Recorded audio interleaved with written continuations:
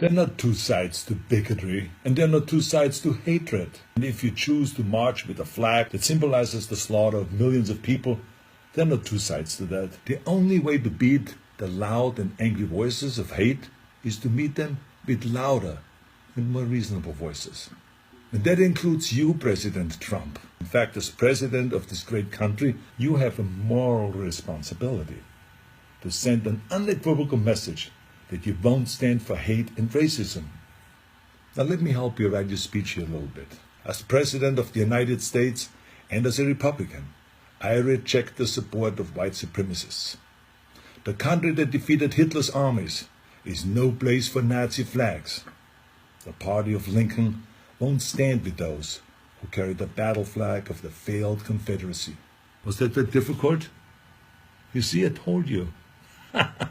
I have a message to the neo-Nazis and to the white nationalists and to the neo-Confederates. Let me be just as blunt as possible. You heroes are losers. You're supporting a lost cause. And believe me, I know the original Nazis. I was born in Austria in 1947, shortly after the Second World War. And growing up, I was surrounded by broken men who came home from the war filled with shrapnels and guilt, men who were misled into a losing ideology.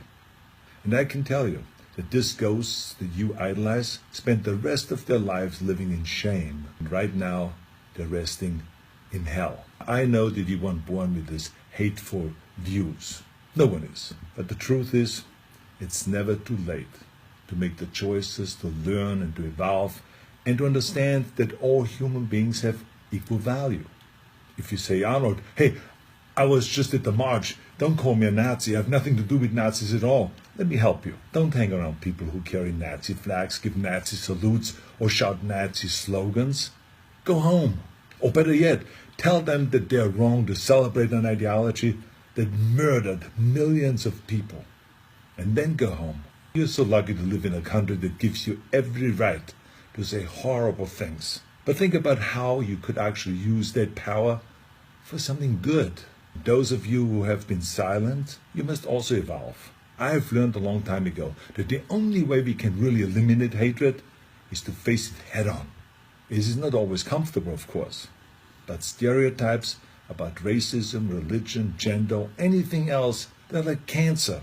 If you had a tumor, you wouldn't quietly hope that it slowly disappears. You would zap the shit out of it with all the chemotherapy and cut it out and try every experimental treatment until it was gone. But this is no different. I mean, this is a difficult time for our country, of course. But I know that if we all have the courage to do something about it and to do the right thing, we come out stronger in the end. Let's all commit right now to leaving the terrible ghosts of the past in the trash heap of history. That's where they belong. Now share this video if you think that hatred has no place in America. Let's terminate hate.